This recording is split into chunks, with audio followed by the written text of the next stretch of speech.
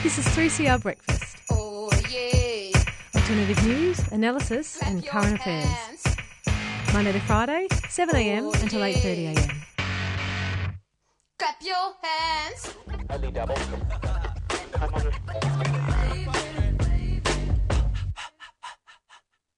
So the official armed forces of the US are pulling out of Iraq, but they're leaving behind a substantial force of contractors, or what some people would call mercenaries. Michael, can you tell us what kind of presence is the US going to continue to have beyond this date, the 18th of December, where they claim they're formally pulling out? Well, let's start with the embassy. The U.S. constructed a brand new embassy in Iraq, in Baghdad. It is bigger than the Vatican. It will house 5,000 people working there and living there. And they will be guarded by something in the range of 10,000 additional private security, or as you put it, mercenaries, which I would assume will also include some number of CIA and other types of unofficial, off-the-books military types. That's the official presence. In addition, they will be operating Predator drones in the area, in the Kurdish area of the north, purportedly providing intelligence on the movement of Kurdish guerrillas that have been attacking in Turkey. Mm-hmm. Of course, those Predator drones are supposed to be unarmed, and it will be easy enough to arm them. It will be easy enough to turn them loose in other parts of the country. Then, in addition to that, they will be stationing thousands of those troops in Kuwait and other parts of the Middle East, so that they are in a position to intervene very quickly if American interests are in some way threatened. And so, is this really a U.S. withdrawal from Iraq? Well, yes, it's a military withdrawal. Let's put it this way. It's the end of the official military occupation. It's not the end of the war. It's not the end of the economic occupation or the political occupation of Iraq. Iraq will have sovereignty in name, but in substance, its sovereignty will be heavily compromised by continuing U.S. interference in the internal affairs of the country. Right, and what can you say will be the lasting impact of the US occupation on Iraq, both in terms of the social impact and the economic impact? Devastating is, I guess, the best word for it. 9 years after the invasion, the country continues to be in a state of disrepair. Basic systems, electricity, sanitation, water, are still marginal at best. The most that people expect in most places is 6 hours of electricity a day, and that is the best that they're going to get, unless they're living in the green zone and they have generators and access to fuel. The education system has been largely destroyed. You have to keep in mind that Iraq had the highest standard of living in the Middle East prior to the original war, 91. They had the most developed medical system. People used to go to that country for sophisticated operations they couldn't get in their own country. They had one of the best educational systems. Those are now largely dysfunctional. Much of the country is contaminated by depleted uranium and other chemical poisons that were unleashed in the weaponry that was used. There's widespread birth defects and other genetic deformations as a result of that exposure. Infant health and mortality is higher than it ever was before. So, yeah, a catastrophe, disaster, I guess would be words that I would put to it. Mm. And the U.S. spent literally $750 billion there and has not yet provided any reparations. Yes, that's a good point you make, and it links back to an article on your website, US Labour Against the War. On that website, you have an article by Charles P. Pierce, published in Esquire. I think it is called "The Unpaid Bills of the Iraqi War." Tell us about calls that are coming for compensation for the massive damage that's been suffered by Iraqi people and Iraqi society, and who's making these calls. Well, we received a letter just the other day from Falah Alwan, who's president of the Federation of Workers' Councils and Unions, one of the federations in Iraq, one of the more militant ones. And it was an open letter to Barack Obama, and I'll read you just a little piece of it. It's on our website, and that is uslaboragainstwar.org, all one word, uslaboragainstwar.org. He says in this letter, in conclusion, "You owe the Iraqi people compensation. You must be responsible for the suffering of the innocent victims of your war. The people of Iraq retain the right to make these demands, even if your agreement with the Iraqi government does not mention our right. Our voices are the voices of millions of Iraqi workers, the voices of the masses in our country. We are expressing our outrage over what is happening. At the same time, our voices reflect the wishes of billions of people throughout the world, especially the American public, who called for freedom from fighting in wars and who asked to live in peace with other peoples." And it goes on from there. Tell us more about the union movement in Iraq. The statement you just read was from Falah Alwan, who's the president of the Federation of Workers' Councils and Unions in Iraq. Tell us about the union movement, and if you will, perhaps contrast the freedom there was to organise at work under Saddam and now under the US occupation and the US-backed government. Okay. First of all, it's important to understand that unlike most of the rest of the Middle East and much of the world, it's a multipolar labor movement. That is to say, there's more than one major federation. Sometimes they compete. Often they're in separate areas of the country and don't compete. There's the Oil Workers Federation, which is one. There's the federation I just mentioned. There's the General Federation of Iraqi Workers. So there's a Teachers Association. So there are a number of different centers that operate, often collaboratively, but sometimes competitively. Right after the invasion, in fact, within days, people who had been underground, had been in exile, who had been union activists, came to the surface and began organizing. And the first unions were established within weeks, the first free labor unions. Prior to that, under Saddam, unions were essentially banned. There was a law that was adopted in 1987 that made it illegal for unions to operate or to negotiate contracts in the public sector and in public enterprises, which was 80% of the economy. And unions such as they were what they call yellow unions or government-controlled unions that were primarily established to discipline and police the working class rather than to advocate for them. So what they were trying to build was a legitimate, independent, democratic, member-run labor movement. And these labor organizations were established. And then they discovered that the United States, as the occupation authority, was continuing to enforce Saddam Hussein's labor law. That is to say, they would not recognize any unions or allow them to operate or negotiate in any of these workplaces where most of the people work. And they have continued to do that under the terms of the occupation authority, then under the terms of the interim authority, and then under the terms of the Maliki government. The Constitution requires that they adopt a basic labor law that conforms with international standards. They have not done so. A draft has been sitting on somebody's table and has not been presented to the Parliament for adoption. That draft, as far as we can tell, is also substandard. It does not guarantee all the rights that are recognized under ILO conventions, including conventions that Iraq signed previously. Mm-hmm. So the circumstances of the labor movement there are quite difficult.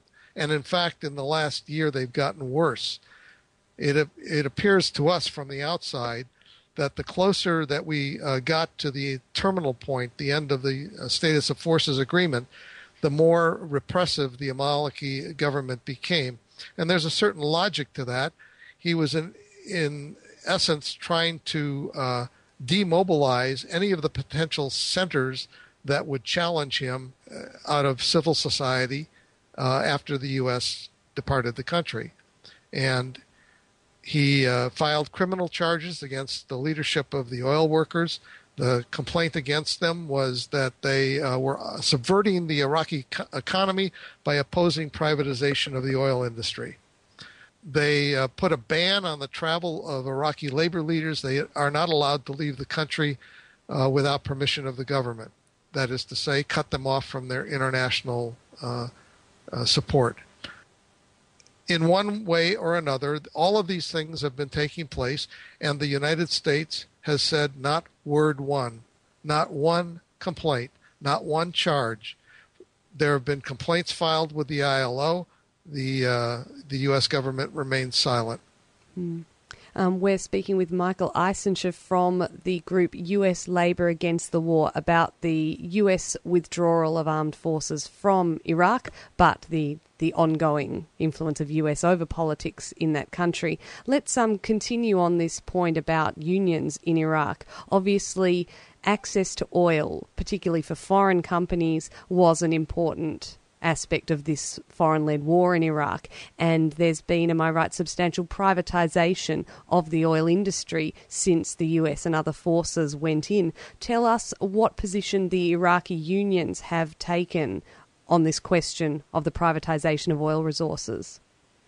There is virtual unanimity in the labor movement in Iraq that the oil belongs to the people, that it is not subject to privatization, that it is a national resource and asset. It is the source of their wealth and their sovereignty, and they will not give it up.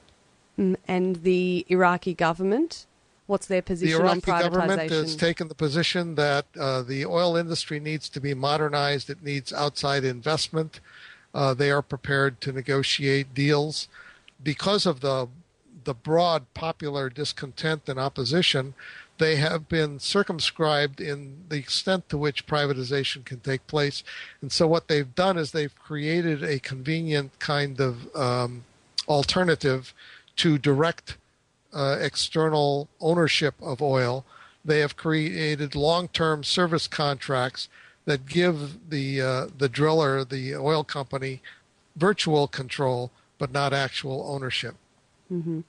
Obviously, another concern of your organisation, US Labour Against the War, is the economic cost of the US's overseas war on Americans back home. The defence budget is an enormous proportion of US expenditure, and that continues amid calls, particularly from the right of politics, for austerity. Has there been any reduction of government defence spending in the US in recent years? Well, let me first give you a picture of the size of the problem. Our federal budget can be divided into two parts. One is called mandatory expenditures that are dictated by the terms of laws like Social Security or payment of interest on the debt. And the other is what's called discretionary budget items. And these are the things that Congress votes on each year.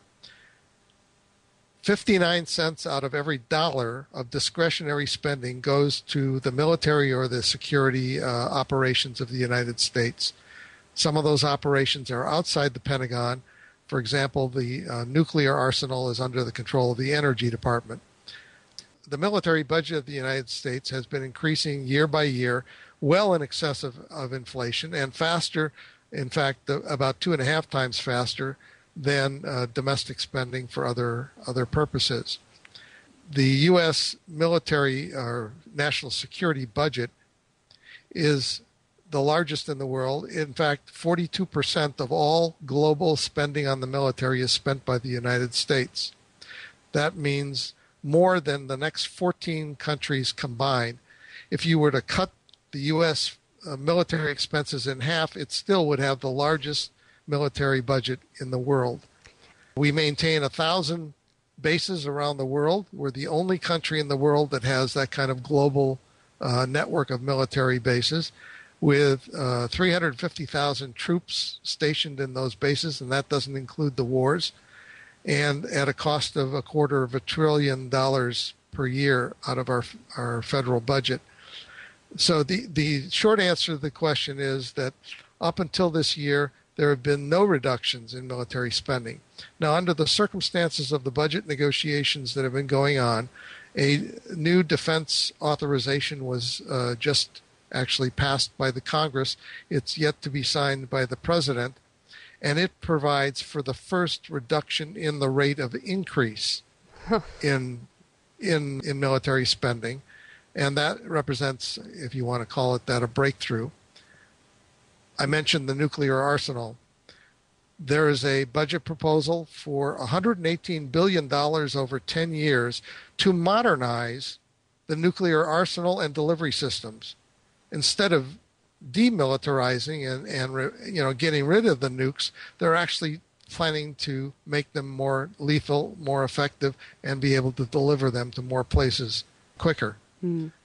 I believe, I may be wrong about this, but there may be military installations that the U.S. controls in Australia. Well, funnily enough, President Obama was just in Australia recently meeting with our Prime Minister, Julia Gillard, and he made a trip up to Darwin specifically to make the announcement that 500 US troops would be stationed in Darwin, and there are also discussions about a new military base there. So, yeah, it's very much an issue on our doorstep here in Australia as well. Let me warn you, 500 doesn't sound like a lot, but that's the camel's nose under the tent. And the first 500 will be followed by more, you can rest assured. Very much so. Michael Eisenscher from US Labour Against the War. What are your campaign priorities going on from here in your opposition to the US military presence in Iraq? Well, the first thing is that we believe that the American people and our labor movement have an obligation to continue their solidarity with the Iraqi people. The fact that U.S. military forces aren't present does not end our obligation to demand that our government pay reparations for the damage they have done.